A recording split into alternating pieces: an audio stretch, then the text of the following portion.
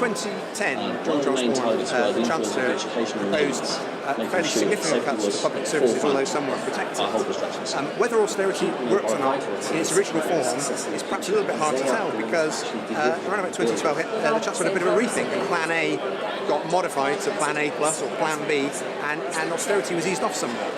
And as a consequence of that, the economy started to grow again.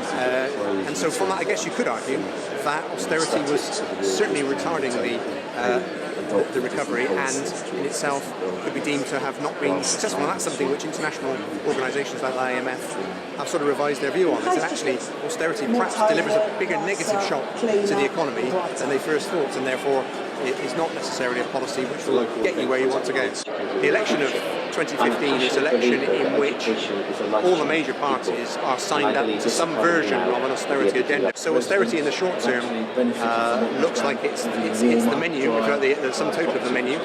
We find ourselves in a slightly odd position in the sense that the political discussion is about austerity and the virtues of austerity and the need for austerity, when quite a lot of the economics discussion is much more about saying now, with low interest rates, indeed negative real interest rates, would be a good time to think about spending, not spending for current consumption necessarily, but spending on infrastructure or investment in ways that will boost the productive capacity of the economy over the medium to long term. So we've got a slightly odd situation where politics is signed up almost wholly to a particular sort of agenda, which actually is perhaps not the most sensible way to think about what we should be doing at the moment. The way in which austerity policy has filtered through to the housing system, things like affordable rent, has created challenges not just for housing associations and service providers, but also in terms of how that impacts on the broader economy, the sorts of poverty traps it creates, for example. I mean, the broader housing system, we've got some real issues about things like mobility because of differentials in housing costs, greater than incomes. The fact that housing supply in hot housing markets is not